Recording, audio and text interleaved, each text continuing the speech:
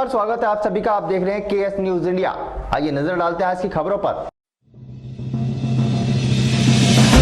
मुजफ्फरनगर में जिला अस्पताल स्टाफ पर फिर लगा इलाज में लापरवाही व पैसे वसूलने का आरोप।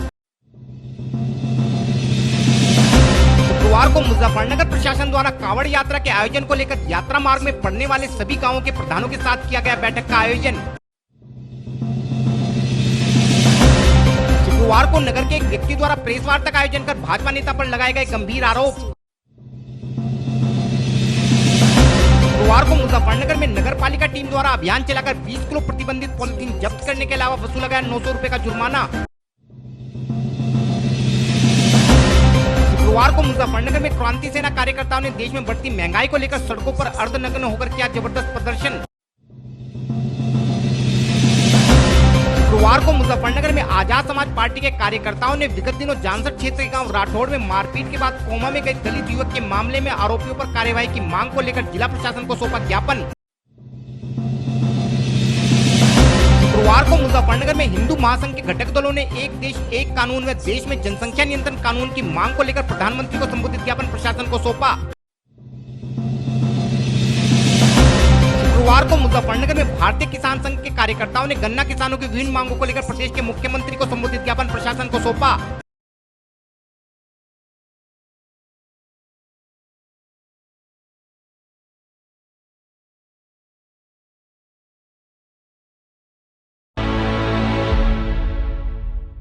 शुक्रवार को मुजफ्फरनगर के खालापाड़ निवासी कुछ लोगों ने जिला अस्पताल कर्मियों पर इलाज में लापरवाही बरतने का आरोप लगाया है।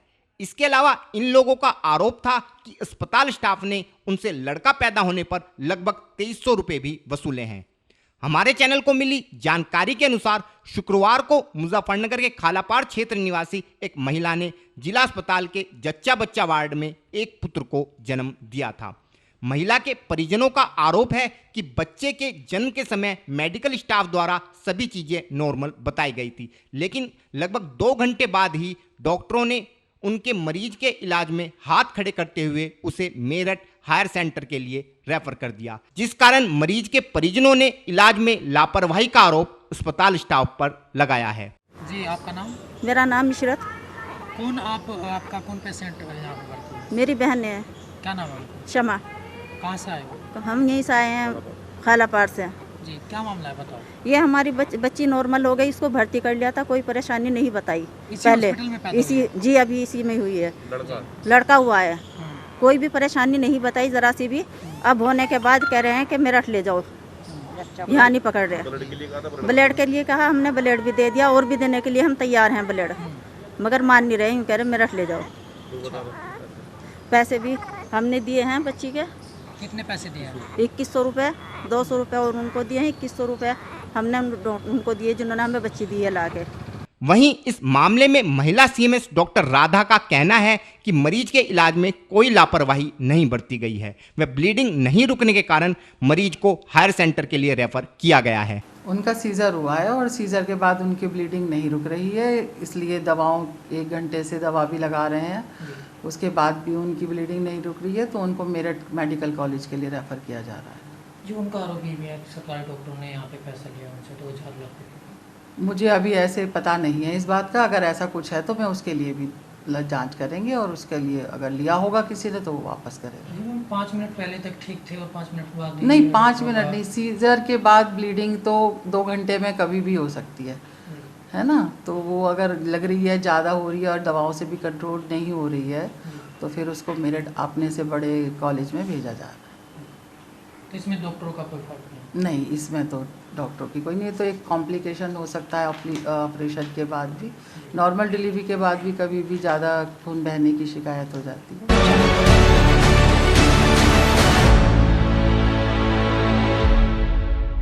पिछले दिनों प्रदेश के मुखिया योगी आदित्यनाथ द्वारा सावन माह में पश्चिमी उत्तर प्रदेश में आयोजित होने वाली कांवड़ यात्रा को निर्विघ्न संपन्न कराने हेतु आवश्यक तैयारियों के निर्देश संबंधित जिला प्रशासन को दिए थे। वह गत गुरुवार को पड़ोसी राज्य उत्तराखंड के नवनियुक्त मुख्यमंत्री द्वारा भी इस बार कांवड़ यात्रा संपन्न कराने के निर्देश अपने राज्य के अधिकारियों को दिए गए हैं, जिसके बाद भगवान भोलेनाथ के भक्तों में खुशी की लहर दौड़ गई। वह जिला प्रशासन ने भी कांवड़ यात्रा की तैयारियों को लेकर जिले के प्रशासनिक अधिकारियों के साथ शुक्रवार की सुबह जिलाधिकारी की अध्यक्षता में एक बैठक का आयोजन किया। इसी कड़ी में शुक्रवार की शाम भी जिला प्रशासन ने कांवड़ यात्रा के मार्ग में पड़ने वाले लगभग 56 गांवों के ग्राम प्रधानों व संबंधित विभाग के अधिकारियों के साथ एक समीक्षा बैठक का आयोजन किया। बैठक के दौरान जिलाधिकारी ने सभी प्रधानों व बिजली तथा अन्य विभाग के अधिकारियों को इन गांवों के रास्ते में सभी तैयारियों जैसे सड़क, पानी व बिजली के तारों आदि की व्यवस्था को 1 हफ्ते के भीतर दुरुस्त करने के आदेश दिए हैं, ताकि जनपद से गुजरने वाले कांवड़ियों को किसी भी प्रकार की असुविधा का सामना न करना पड़े। इस संबंध में और अधिक जानकारी देते हुए अपर जिलाधिकारी श्री अमित सिंह ने बताया। ये कांवड़ जो इस जुलाई के महीने में प्रस्तावित होती है, उसके लिए जो हमने सुबह सारे ऑफिसर्स की मीटिंग जिला मजिस्ट्रेट महोदय और कप्तान साहब के द्वारा की थी। आज शाम को भी जिला पंचायत सभागार में हमारे कांवड़ रूट पे आने वाले जो 55 गांव हैं, उनके सभी नवनिर्वाचित प्रधानों के साथ और उनके विभागीय अधिकारियों के साथ एक समीक्षा बैठक आयोजित की गई थी कि कांवड़ रूट पे जो भी छोटी मोटी समस्याएं हैं, चाहे विद्युत व्यवस्था को लेकर हो, चाहे हाईवे को लेकर हो, सड़क को लेकर हो, लाइटिंग को लेकर हो, टॉयलेट को लेकर हो, हैंडपंप को लेकर हो, जो भी आधारभूत सुविधाएं हमें कांवड़ियों को देनी होती हैं, उसकी व्यवस्थाएं अगले 1 हफ्ते में सुनिश्चित की जाएंगी, ताकि हमारे जनपद में जो भी कांवड़ी आ रहे हैं वो हमारे जनपद से खुशी खुशी जाएं। इसके लिए सभी ईओस को, बीडीओस को, ऑल डिपार्टमेंट्स को, विद्युत विभाग को, सिंचाई विभाग को, सभी एसडीएम्स को, पुलिस को, सभी को निर्देश जारी कर दिए गए हैं कि अगले 1 हफ्ते के अंदर कांवड़ रूट पे आने जो भी छोटी मोटी चाहे तार लटके हों या हैंडपंप प्रॉब्लम कर रहा हो, जल भराव हो, वो सारी 1 हफ्ते में इन समस्याओं का निदान कराएं।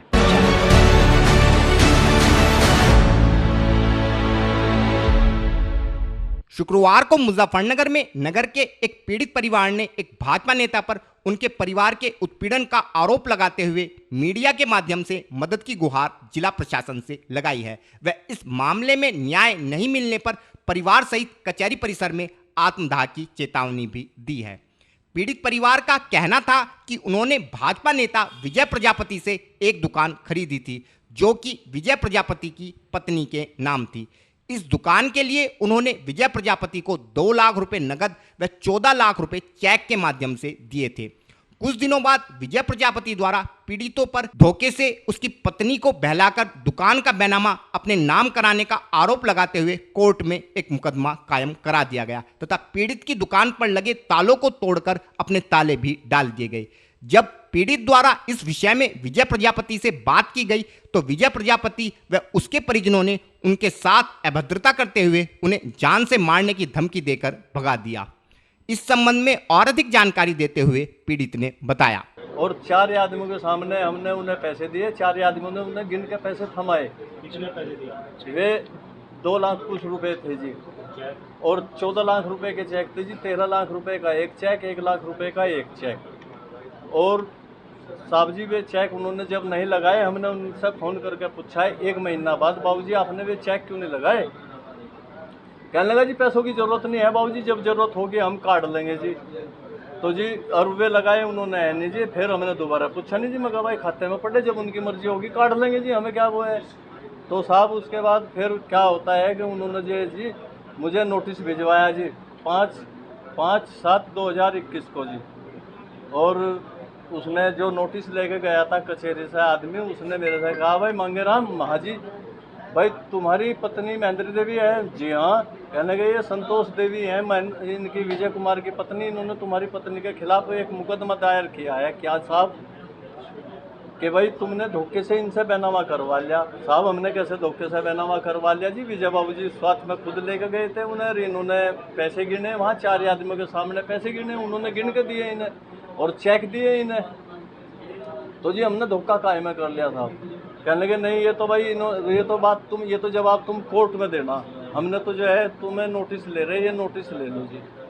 और साहब जी इसी बीच में उसने परसों रात में जो है जी हमारे ताले तोड़ के और अपने ताले लगा लिए जी। उसका घर है बिल्कुल, उसका घर भी और दुकान भी हमारी दुकान के सामने है जी।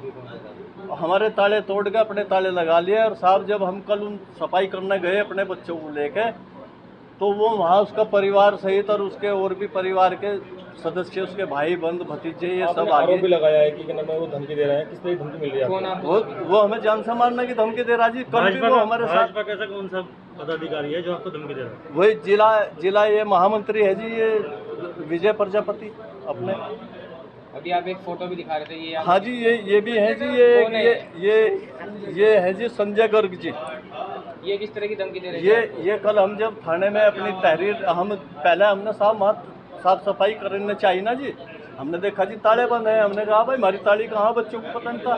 अगर आपको न्याय नहीं मिलता आपका आगे का क्या कर? नहीं, अगर हमें न्याय ना मिला तो जी हम तो जी पूरा परिवार सहित यहीं कचहरी में आत्मदाह कर लेंगे जी। हमारी जमीन भी बिकी हुई है इस दुकान के चक्कर में जी, हमारा पूरा परिवार सड़क पे है साहब। अभी आपने उनसे मिलने की बात भी कर रहे थे बालियान जी से?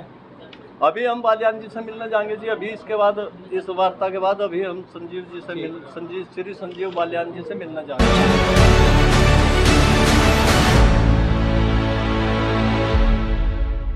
शुक्रवार को मुजफ्फरनगर में नगर पालिका टीम द्वारा टाउन हॉल के आसपास के क्षेत्र में अभियान चलाकर प्रतिबंधित पॉलीथीन का प्रयोग करने वाले दुकानदारों से पॉलीथीन को जब्त करने के साथ साथ जुर्माना भी वसूला गया।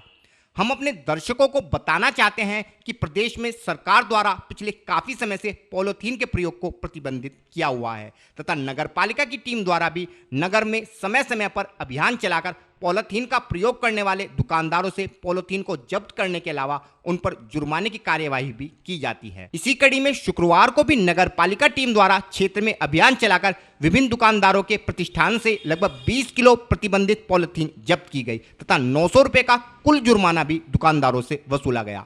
टीम में शामिल अधिकारियों द्वारा कोरोना महामारी के चलते व्यापार की मंदी को देखते हुए दुकानदारों को भविष्य में प्रतिबंधित पॉलीथीन का प्रयोग न करने की चेतावनी देते हुए अधिकांश दुकानदारों से जुर्माना नहीं वसूला गया। इस संबंध में और अधिक जानकारी देते हुए एक पालिका अधिकारी ने बताया, प्रभारी अधिकारी स्थानीय निकाय शासी अधिकारी महोदय के निर्देशानुसार शहर में पॉलीथीन अभियान चलाया गया, जिसमें 900 रुपये करीब जुर्माना वसूल हुआ है और 20 किलो से अधिक पन्नी बरामद हुई। नगर स्वास्थ्य अधिकारी अतुल कुमार और डॉक्टर पुंडीर हमारे साथ रहे हैं, पुंडीर सफाई इंस्पेक्टर हमारे साथ रहे हैं और ये प्रोग्राम रोज ही चलेगा निरंतर। कितने लोगों को चालान हुआ है? 9 लोग, कितने लोगों को वसूल किया गया? 9 लोगों से 900 रुपये 9 लोगों से 900 रुपये वसूल किया गया। कोविड की वजह से जुर्माना हम कम ले रहे हैं, बाजार बंद है, इसलिए दुकानदारों को कोई ज़्यादा तकलीफ ना हो सके। मेरा अनुरोध है सभी दुकानदार भाइयों से, आपके माध्यम से, कृपया पॉलीथीन का इस्तेमाल करना बंद कर दें।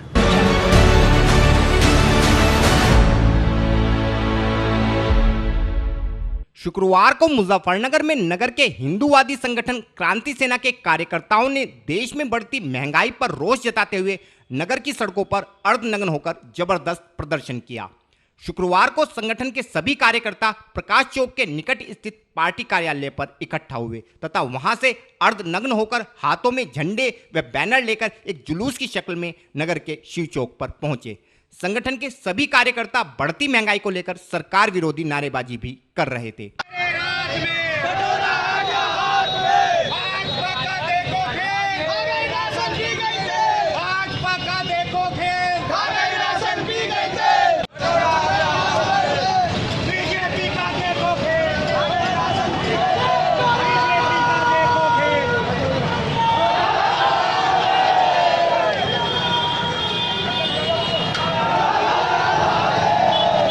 कार्यकर्ताओं का कहना था कि देश में रोज बढ़ने वाले डीजल व पेट्रोल की कीमतों के साथ साथ तेजी से बढ़ रहे रसोई गैस सिलेंडर के दामों ने आम आदमी का जीना मुहाल कर दिया है।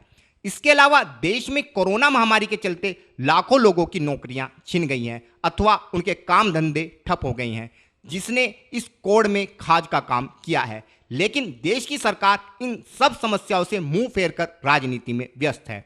इसके अलावा चुनाव पूर्व जनता से किए गए वादों को पूरा करने में भी यह सरकार पूरी तरह असफल साबित हुई है, जिस कारण अब सरकार से जनता का मोह खत्म हो चुका है।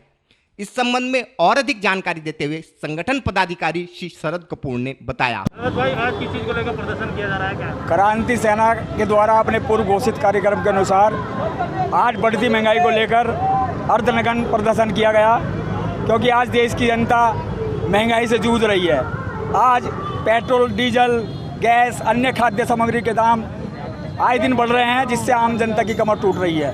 कोरोना काल में आम जनता और व्यापारी वर्ग काम धंधे बिल्कुल चौपट हो चुके हैं उनके। उसके बाद महंगाई लगातार बढ़ रही है, जिससे आम जनता को अपना जीवन यापन करना मुश्किल हो रहा है। भाजपा सरकार जब आई तो उन्होंने कहा था सबका विकास अपना विकास, तो सबके लिए कहा था कह लेंगे सबका विकास कर देंगे, लेकिन फिर भी इतनी महंगाई कि आम आदमी बिल्कुल भूखमरी के कगार पे है। भाजपा के द्वारा जो चुनाव से पहले जो बयानबाजी की गई थी कि हम सबका विकास, सबका साथ और सबका विश्वास जीतेंगे, लेकिन लगता है भारतीय जनता पार्टी के लोग भी मुस्लिम तुष्टीकरण की राजनीति पर उतर चुके हैं। वे केवल उनका विश्वास जीत रहे हैं और हिंदू समुदाय ने जो इन्हें वोट दिया था उस पर ये खरे नहीं उतरे। आज हिंदू समाज सबसे ज़्यादा पीड़ित अगर सरकार में है तो वो हिंदू समाज है।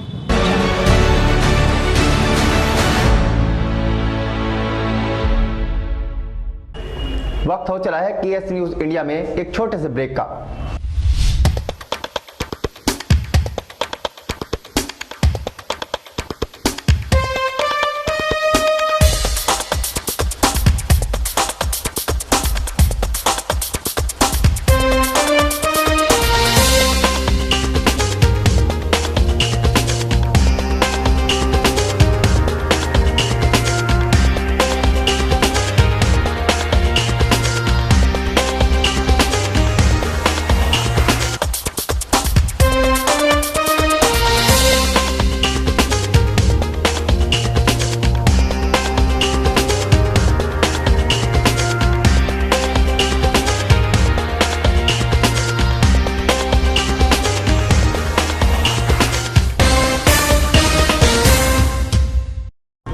ब्रेक के बाद आप सभी का स्वागत है। शुक्रवार को मुजफ्फरनगर में आजाद समाज पार्टी के कार्यकर्ता जानसठ क्षेत्र के गांव राठौड़ निवासी कोमा में पड़े दलित युवक विशाल को लेकर जिलाधिकारी कार्यालय पर पहुंचे तथा विशाल के साथ हुई मारपीट के मामले में अब तक दोषियों पर कोई कार्यवाही नहीं होने पर रोष जताते हुए दोषियों के विरुद्ध कठोर कार्यवाही की मांग जिला प्रशासन से की।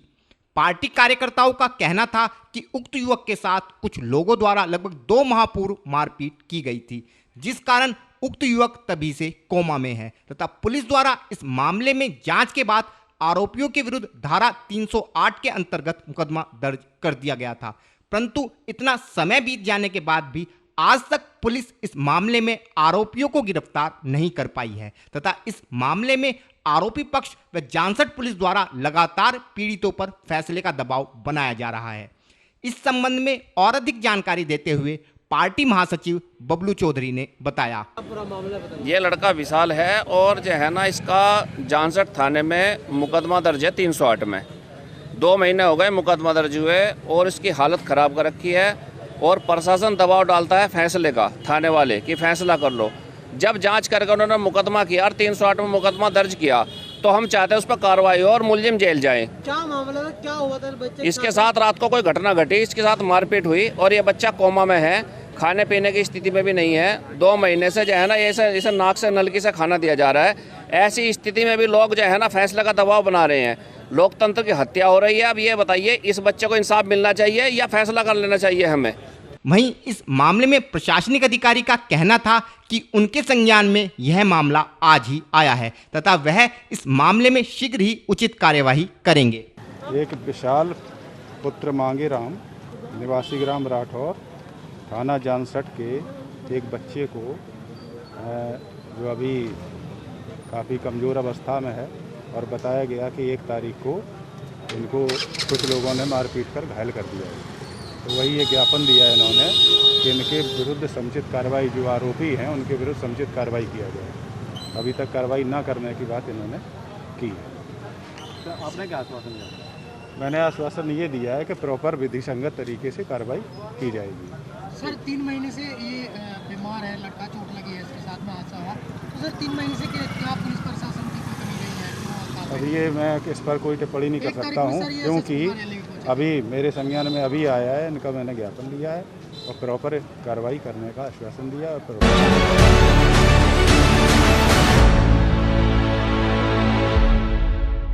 शुक्रवार को मुजफ्फरनगर में नवगठित संगठन हिंदू महासंघ के घटक दलों के पदाधिकारी संगठन संरक्षक श्री मनीष चौधरी के नेतृत्व में कचहरी स्थित जिलाधिकारी कार्यालय पर पहुंचे तथा एक देश एक कानून व देश में जनसंख्या नियंत्रण कानून की मांग को लेकर देश के प्रधानमंत्री को संबोधित एक ज्ञापन अपर जिलाधिकारी को सौंपा। संगठन सदस्यों का कहना था कि कश्मीर से लेकर कन्याकुमारी तक भारत देश एक है, इसलिए भारत देश में रहने वाले सभी नागरिकों को देश का एक ही कानून मानने की बाध्यता होनी चाहिए ताकि देश के लोगों के बीच की असमानता को खत्म किया जा सके। इसके अलावा देश में जनसंख्या नियंत्रण कानून शीघ्र अतिशीघ्र लागू किया जाना चाहिए क्योंकि बढ़ती हुई जनसंख्या देश के विकास में सबसे बड़ी बाधक है व देश की मौजूदा जनसंख्या को पर्याप्त रोजगार व अन्य संसाधन उपलब्ध कराने हेतु इस जनसंख्या को नियंत्रित किया जाना अति आवश्यक है। इस संबंध में और अधिक जानकारी देते हुए श्री मनीष चौधरी ने बताया। देखिए, आज हिंदू महासंघ द्वारा पूरे 27 संगठनों के साथ मिलकर एक ज्ञापन जिलाधिकारी महोदय को सौंपा गया है जो कि माननीय प्रधानमंत्री श्री नरेंद्र मोदी जी के नाम है, भारत सरकार के नाम है। इसमें मुख्य मांग की गई है कि हमारा एक देश एक विधान एक कानून बने और जल्द से जल्द जनसंख्या जो कि नियंत्रण बहुत काफ़ी टाइम से होना भी चाहिए था, उसकी हमारी मांग करते हैं कि तुरंत के तुरंत लागू किया जाए क्योंकि इससे सबसे ज़्यादा जो फ़ायदा होगा हमारी जो नारी शक्ति है उसको फ़ायदा होगा क्योंकि कहीं ना कहीं इस शोषण का शिकार नारी होती है और रोज इसमें एक सबसे बड़ी हमारे देश की पीड़ा है कि हमारे जो पीड़ित युवा भाई हैं उनको रोजगार में पूरी प्राप्ति नहीं होती। अगर जनसंख्या नियंत्रण कानून बनता है तो कहीं ना कहीं हमारे बेरोजगार जितने युवा साथी हैं उनको रोजगार भी मिलेगा और हमारे भारत देश एक सशक्त देश भी बनेगा। तो आज हमारे मुख्य रूप से एक संविधान एक विधान के नाम से ज्ञापन दिया गया है। हम मांग करते हैं पुनः आप द्वारा कि ये कानून तुरंत लागू किया जाए, अन्यथा इस देश की विश्व की स्थिति इतनी बन जाएगी। कहीं ना कहीं ये जैसी आप देख रहे हैं कोरोना महामारी चल रही है, एक विशेष कारण ये भी है जनसंख्या का, क्योंकि अगर जनसंख्या कम होती शायद इतनी बीमारी भी इस देश में ना फैलती और इतनी त्रासदी ना होती। तो इसी उपलक्ष्य में आज एक ज्ञापन जो दिया गया बहुत ही कड़े शब्दों में हमारे द्वारा निवेदन के साथ साथ कड़े शब्दों में ये भी मांगे कि तुरंत के तुरंत इसे लागू किया जाए। एक आपके माध्यम से हम भारत सरकार और योगी सरकार और उत्तराखंड सरकार को धन्यवाद देते हैं कि उन्होंने ऐसे समय में कांवड़ यात्रा का जो शुभारंभ किया है उसके लिए बहुत बहुत बधाई के पात्र हैं। हिंदू धर्म की आस्था को देखते हुए उन्होंने जो कदम उठाया बहुत ही सराहनीय कदम है। जय श्री राम, जय भारत।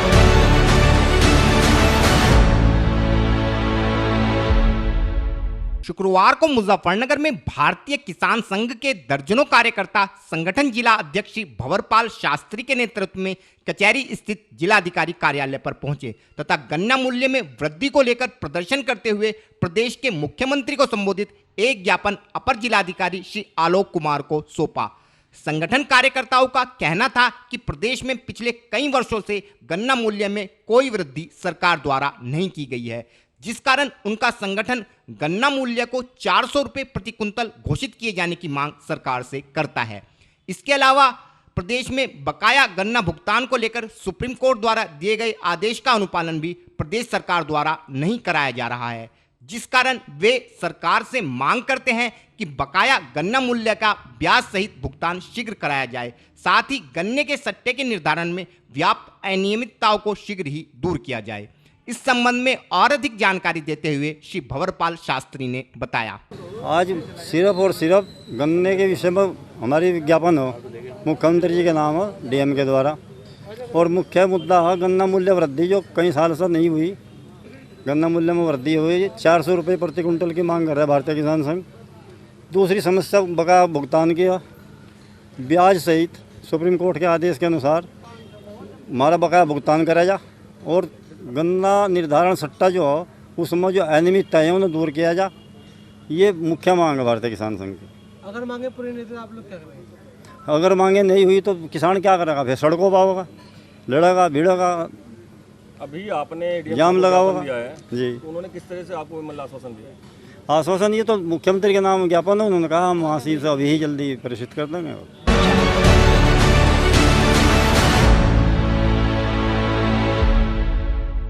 आज के बुलेटिन में इतना ही। कल फिर होंगे हाजिर कुछ नई और ताज़ा खबरों के साथ। देखते रहिए केएस न्यूज़ इंडिया।